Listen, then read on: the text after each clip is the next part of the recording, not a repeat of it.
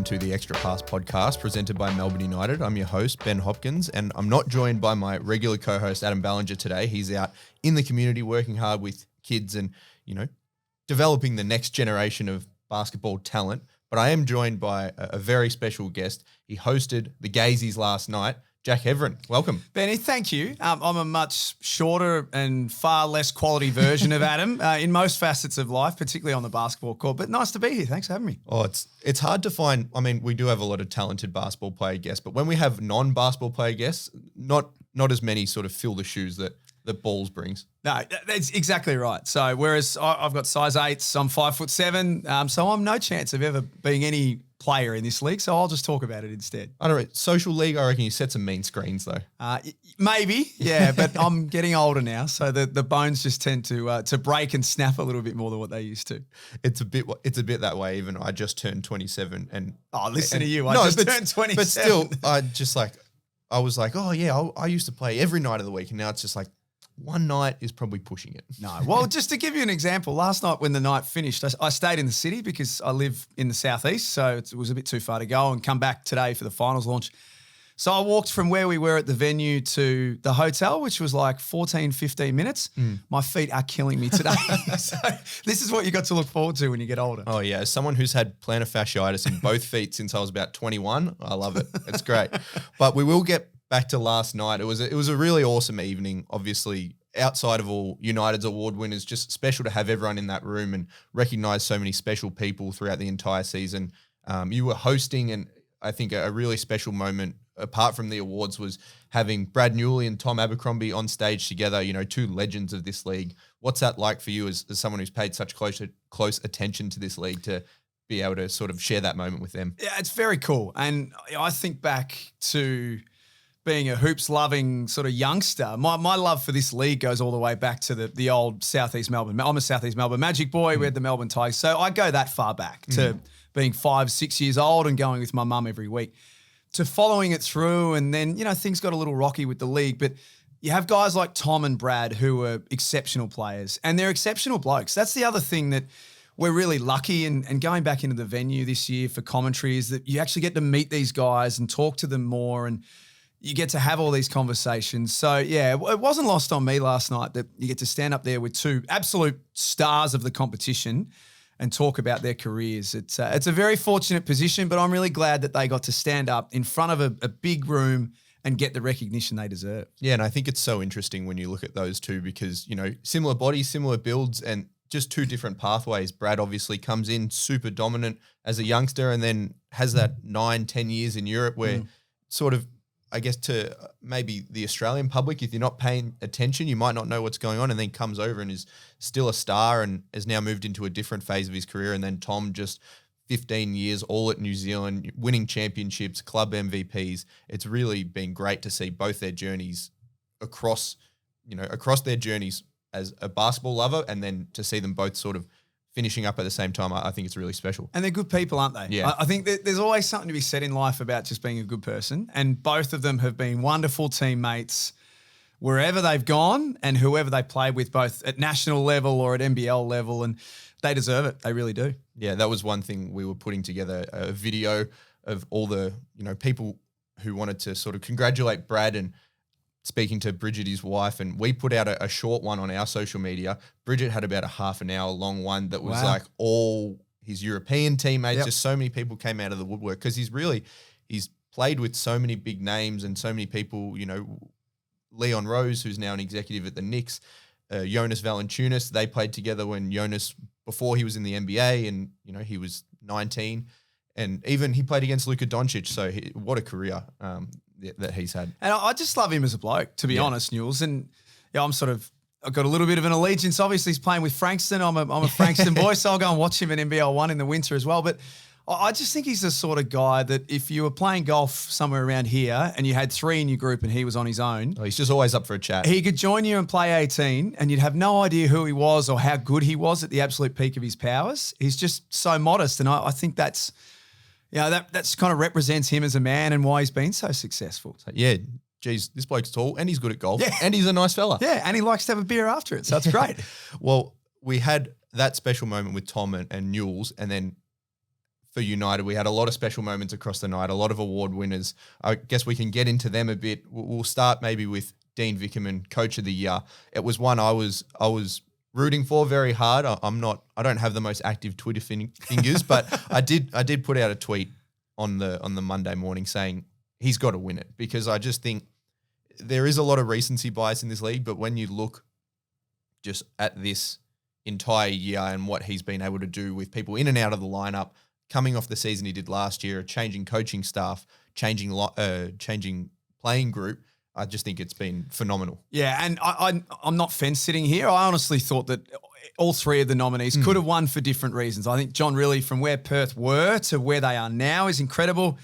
And Justin Tatum, like that Illawarra group was a mess at the start of the season. But if we're talking about Dean as the winner, last year wasn't a great year for Melbourne United. There's no hiding that. And the thing I loved about Dean was he's been really open about learning from last season with the way they built the roster and what it stood for and all that sort of stuff. And I think that's the mark of a successful person, is that you don't make the same mistake twice. You learn from it and you're better this time around. And, you know, he spoke about this when he accepted the award, that it's a different team. It stands for something different than what it did last season. That's one thing.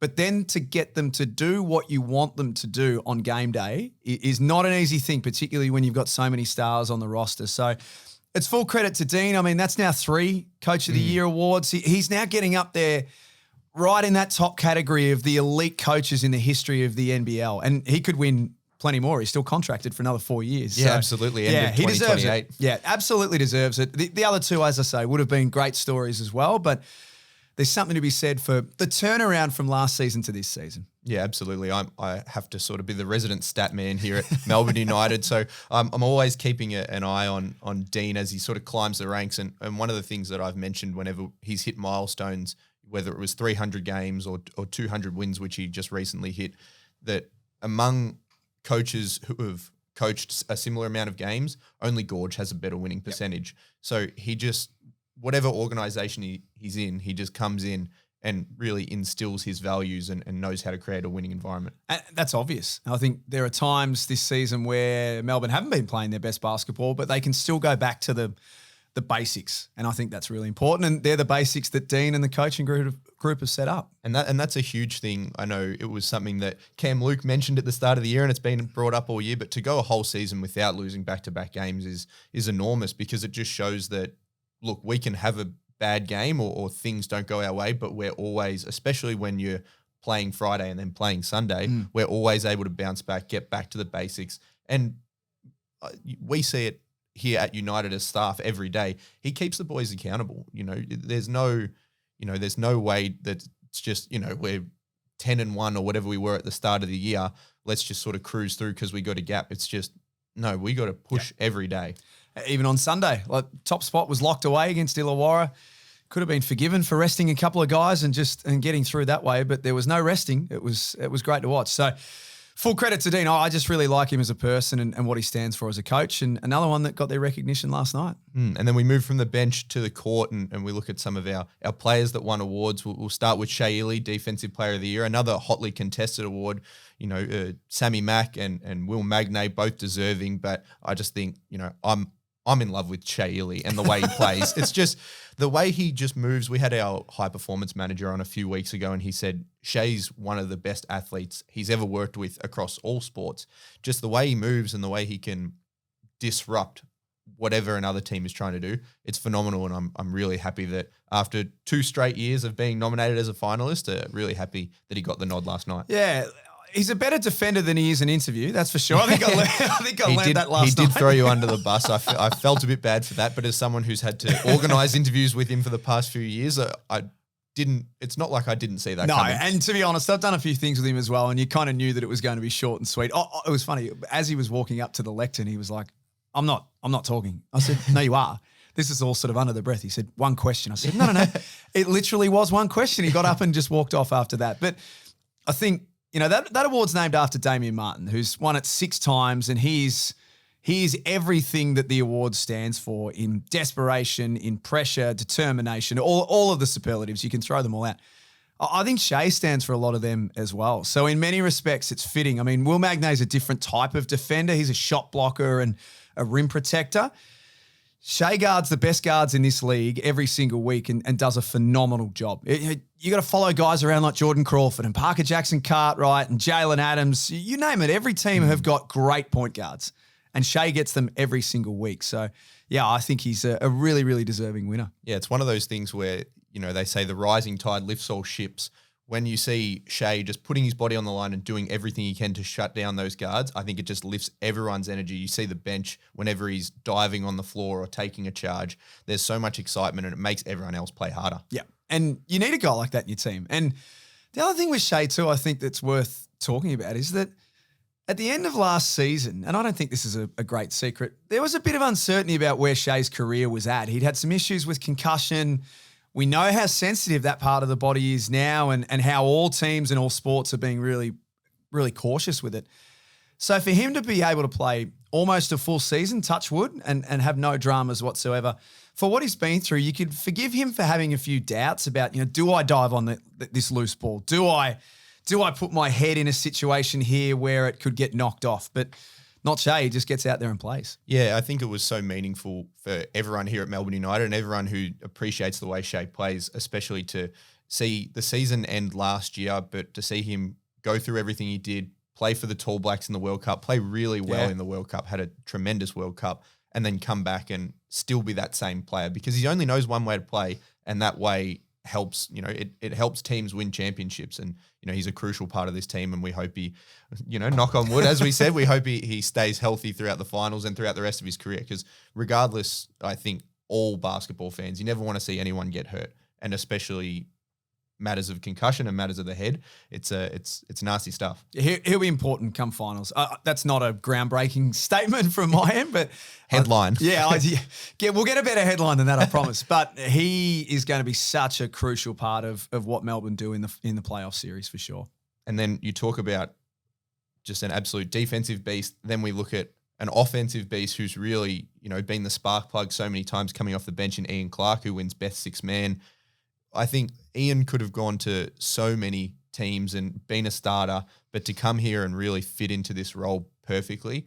I remember when we were going through the recruiting process and there was talk within the office like, who's going to be the import? And I remember vividly, because we were filming the preseason documentary, Dave Barlow, one of our assistant coaches, was saying, if we could get someone like Ian Clark, that would be perfect. Yeah. And then to have him come in and just really just be that perfect puzzle piece, it's amazing. And how was he shooting the ball? Oh, goodness me. He's had a phenomenal season shooting the basketball, but this is a guy that's won an NBA championship and has played with Steph Curry and Klay Thompson and these enormous names. Very humble, very, very easy to talk to, very easy to get along with, but accepting a role like that in the hope that it's going to translate into a championship, I'm not sure that all imports could come to Australia and do that. I think we know with imports sometimes they come with big expectation and big, I guess, hopes of what they want to achieve personally. For him, it kind of feels like that's secondary to what the team's hoping to achieve, and I think that's really cool. Yeah, with so many guys on this team, and Ian especially, it's all about winning and it's all about team success. So to see him just do whatever was asked for him, he came off the bench for 14 games. He started 8. Whenever people were out and whenever he needed to step up a little bit more, whether it was CG's maybe having an off game and he needs to put up those shots, I think you look no further than the open air game where it gets the overtime period and he just completely takes over.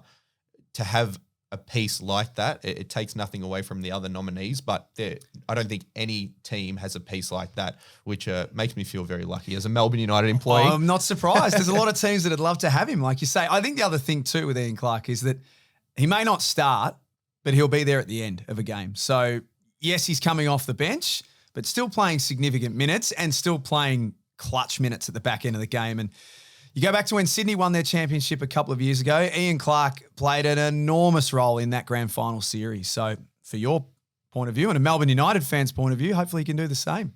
Yeah, absolutely. And we get to the all-NBL team now and all-NBL first team. Chris Goulding finished second in MVP voting. Really just as I said before, I have to be the stat man here and just keeping track throughout the season of how he shot the ball and his impact on the court. Sometimes I'm just staring at the screen just like, this can't be right. He can't be shooting this well on this many attempts, but he's just had a phenomenal impact on this team and really deserving for an MVP finalist and all NBL first team. Who just happens to be 35, by the way, too. That's the part that I don't mention it to him. No, I know, because he's still playing so well. But I think that's the part that you've really got to get your head around with Chris, is that he's 35 years of age now in Australian sport, whether it's basketball, footy, cricket. By now, we're trying to retire guys. That's just kind of the way it is at 35. Even when there's a 3 at the start, it's like, oh, he's 30, he's starting to get on a little bit. There's been no drop-off at all. In fact, there's no drop-off. There's an increase on last year and on the previous season as well. So I don't know what that is, whether that's fatherhood, whether that's just enjoying the game, or whether knowing that the end is closer than the start and he just wants to go out and enjoy it. But, wow, what an amazing season. And even you go back to Sunday's game against Illawarra, big shot, late in the game. Who do you throw the ball to? And who's going to deliver time and time again? So he deserves all of that. You can debate the All-NBL first team and the makeup of it, but for mine, there were 2 or 3 locks all season long, and he was definitely one of them. Yeah, I think he had to be on there. Just the way he impacts a game, I think it's very easy to perhaps just look at stats and not watch the game closely and just say, oh, well, he's not in the top whatever in scoring and he doesn't do anything other. And, you know, that really frustrates me when I see people say that, because you've been in the buildings for so many times. Chris has gone off, and even the games where he's not going off, the attention the other team has to pay for him opens up, and his passing is fantastic. He's a really unselfish player when it comes down to it, because at the end of the day, he's won 3 championships and he just wants another one. And there can be, and we fall into it in commentary sometimes, where you're following shooting stats, and there's games where Chris can be 0-6 at halftime, and you know, the conversation from our point of view in commentary turns to what have they got to do to get Goldie more involved in the game, etc. You're talking about how he's evolved as a player. I reckon that's part of how he's evolved, is that he's calm, he's okay with it, and it might not be the third quarter, it might be halfway through the fourth quarter, it might be the last 3 minutes of a game, but he knows there's going to be a time for him to take over, and he's much more comfortable with letting the game come to him now, as opposed to perhaps in the earlier years where he was trying to take the game on a little bit too much. And as you say, on the weekend against Illawarra, he heads into halftime. He hasn't made a shot. He's only made 3 free throws, and he still comes out. He still gets his shots up and has 16 points and 2 giant threes in that fourth quarter to really seal that game. Yeah, I'll go back to it. He's 35. You shouldn't be playing this sort of basketball at 35, but he is. And then the final of our on-court award winners, we had Joe Lualachul Jr., All-NBL second team. You know, I think it was big for Joe to come back this year after being away in China and Lebanon last year. He came back and he wanted to make an impact, but he's also one of those things where he could potentially, if he was at another team, they might be playing him 32 to 35 minutes a game and really just giving him the ball and asking him to dominate. And I think because there's so much talent on this team, maybe his performances can get lost at times, but to see how dominant he can be when he needs to be, it's been phenomenal.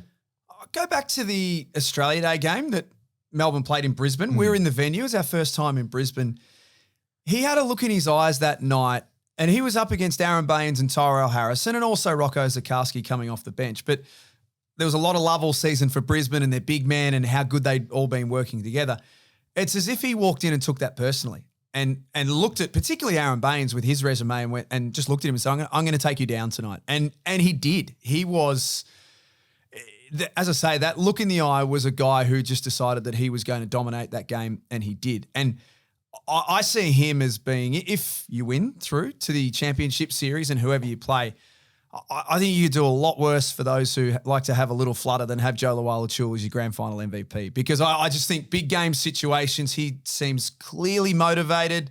He wants to win one. He's spoken publicly and privately about winning one and what it's going to mean to him. So if he gets that look in the face that he had against Brisbane on Australia Day, then that's going to be a really good thing for Melbourne come finals time. Yeah, that's the thing with Joe. I don't think he's ever stepped foot on a basketball court where he didn't think he was the best player. And you got to have that mindset at this elite level. And then when you see him back it up with those performances like we've seen against some of the best bigs in the league, whether it's Keanu Pinder or Alan Williams, and, you know, that trio in Brisbane, whenever he's going up against those players, he wants to shine. Yeah, and another one that his game's evolved, and another one like we're just talking about with Chris, that is happy to let the game come to him a little bit more than perhaps what he did a few years ago.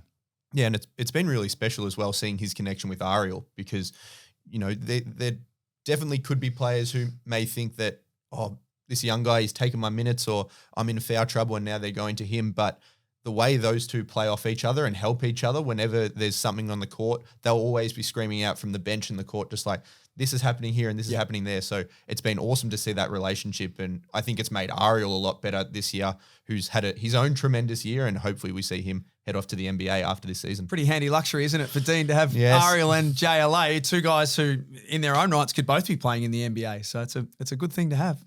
We'll get to a little preview after this break of the NBL playoffs. Want to stay up to date with everything happening in Melbourne United? Download the Melbourne United app today. Filled with videos, audio and articles about your favourite team. It's the one-stop shop for everything Melbourne United. Download the Melbourne United app via the App Store on iOS or the Google Play Store on Android. And we're back on the Extra Pass podcast with our guest, Jack Heverin. Jack, you're in the building for the vast majority of games. You've watched this season closer than just about everyone. What is there for people to watch coming into these playoffs? We got the FIBA break now, so there is a little break, but what should people be watching for from some of the other teams that MU could be coming up against? Oh, heaps. And this is not a fence-sitting answer, but you can probably even just tell from my tone of voice, I'm so excited for what's coming up in the next month. And even just, you're talking about being the building. We're going to be the building for every game in the final series in commentary, which is a big step forward. And I know the fans want us in the venue and we're working on that, and this is a really cool thing to know that we're going to be there. It's wide open. So if you start from the bottom half of the six, Sydney are dangerous. There's no question about that. They haven't had a great season, and at times, I've done most of their Sunday games in Sydney. At times, they've been pretty ordinary. There's no hiding that. But I reckon everyone knows that a Sydney team at their best can be hard to kill. So, what happens there in that game? The New Zealand Breakers, I think there's going to be a bit of a watch this space on Will McDowell-White. From what I'm hearing, it may not be season over yet. It's likely, but there's a chance that Will could play. So he's very, very important for them. I love Modi Mayor as a coach. I think he's a guy who gets the best out of his guys. Yeah, he does. And we were talking before about Dean and how he calls guys out, and he's not afraid to, whether you're the best player on the team or the bottom part of the roster, he'll call you out. Modi does that. When you sit next to him in commentary and he's on the sidelines there, he's got no problems looking at his best player in the face and saying, "What the was that?" Sort of thing. But that's what makes them such a very good team, and they're so structured. So that first play-in game, I mean, there's going to be a very unlucky loser out of that game. It's a one-game shootout, and you've got to bring your best. And if you don't, it's season over. Yeah, I think it's one of those things where a lot of people who, are looking at it short-sightedly, this is a grand final rematch from last year, and that grand final series was filled with so much talent, and they're different-looking lineups, but there's still so much talent on the floor, and I think it's really going to be a really exciting game. So then Illawarra, there's a part of me that wonders whether Illawarra are kind of playing with house money now. No one in their right mind expected that the Illawarra Hawks would make the playoffs from where they were or finish in the top six. Yeah, I think it's hard because when a lot of people looked, myself included, I looked at Illawarra at the start of the year and I looked at their lineup and said, that's a lot of talent. They've got a lot of talent and they can score the ball, they can play defense, they got guys who hustle, and it obviously didn't work for them under Jackamus at the start of the year, but their turnaround's been phenomenal, and I think, they're capable of pushing anyone. Yeah, they are. It actually worked out all right. I had them top 4 at the start of the season, and I looked like a real bum after about 6 weeks, but they've ended up in the top 4. But they've got belief. I don't think you can't put a number on that. It's not tangible, but they've got belief and they're together. But they've got Tasmania, who I was down at My State Bank Arena on Saturday night. We were talking about that before we started this show, that's a genuine home court advantage. I'm not sure there's too many stadiums that can honestly say that it's a home court advantage. My State Bank Arena is a definite home court advantage. It's small, it's intimidating. It's loud. You got guys like Jack McVeigh and Will Magnay who are going like this the whole game, and they know that they can get the crowd into it. So I think that's a really, really big factor for them. And for Tasmania, I actually think form-wise, they may be playing the best basketball in the league right now. Now, whether they can keep that going, that's their challenge. But I think they're very, very strong. And then Perth have got Bryce Cotton, and he's the benchmark. I don't call him the benchmark for some cheap sort of nickname. He is the benchmark because if you want to be the best in this competition, you got to go through him. And he takes it personally every time that there's a challenge as well. So their turnaround's been phenomenal. John Riley's now got them playing the right way. I think he made some really important changes to this group. The only thing with Perth is they need other guys to go with Bryce. And we've seen some games when Bryce has been quiet. Who's that going to come from? So Pinder, Ty Webster. I think Jordan Usher off the bench is going to be very important for them. Even someone like Corey Webster, who we haven't seen a lot of in the back half of the season. Can he come in and play a role? So there's no easy path to the championship. All 6 teams have got their own credentials and their own reasons why they're dangerous, which is really exciting. Yeah, I think that's the thing that, the tagline for the NBL is every moment matters this year. And it's been like that because on any given night and in any given arena, anyone can get a result. And I think it's like that coming into these playoffs. There's just so much excitement there. With Tassie, like you said, they're just a machine. They just sort of, they do what they do and they do it really well. And sometimes you can best them by, just working around that. Obviously, the first game United played against them this year in Tassie, JLA was massive. Yep. Kyle Bowen was massive. Sometimes you just got to hit shots and you just got to play well. And I think that's what's going to come down to. It's going to come down to matchups and it's going to come down to people making the most of their opportunities. And the hard thing I think when you play a team like Tasmania, and I reckon the same applies to New Zealand if they get that far, is a 3-game series or a 5-game series in a championship. So sometimes we can be a bit short-sighted where we just look at one particular matchup and say, it's Melbourne versus Tasmania or it's Perth versus Illawarra in one game in isolation. When it comes to this time of year, we shouldn't look at it like that. We should look at it of who's going to be good enough, tough enough, the old saying, harder for longer kind of thing. Who's got enough depth to win a potential 5-game championship series? And that's the thing that it's been talked about all year with United is the depth. And we've talked about so many of the stars across this episode, but then you go even further down the bench and you have a pair of rookies. Well, Kyle Bowen was a development player a few years ago, but really a pair of rookies in Kyle Bowen and Flynn Cameron. You've got Tanner Krebs, who's a pro in this league and knows exactly what he needs to do. You've got so much talent. You've got Ariel Hookporty. You've got Brad Newley just as a veteran head who can help, who's been in these big moments across his career.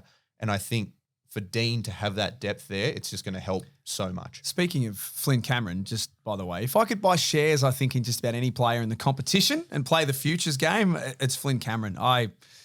I think this kid's got unbelievable ability. And Andrew Gaze actually said this to me last week. He said if Flynn Cameron played at another club, he'd be a starter and he'd already be a star. But I think he's here in Melbourne. He's learning the right way through Dean and the coaching staff. But boy, that kid's got a bright future. And to see him get better every day and the way he battles against whether it's Shea or Delhi or IC or CG, he's just got the perfect role models around him to craft himself into the best player possible. And I think he's going to be a really successful pro in this league for a long time. Yeah, I agree. I think he's going to have a very, very, very bright career. Hopefully he stays in the NBL for a long time to come. Well, Jack, I really appreciate you coming in and breaking down the awards night last night, breaking down how the playoffs are looking. There's so much excitement around this league. I really just want to get through this fever break and get to the games. I think we're all the same, aren't we? We're kind of, the break's good in some respects. We can all get a bit of a freshen up, the players and the commentators and the staff at the clubs who work their backsides off for the whole season, but it's maybe just a little bit too long. So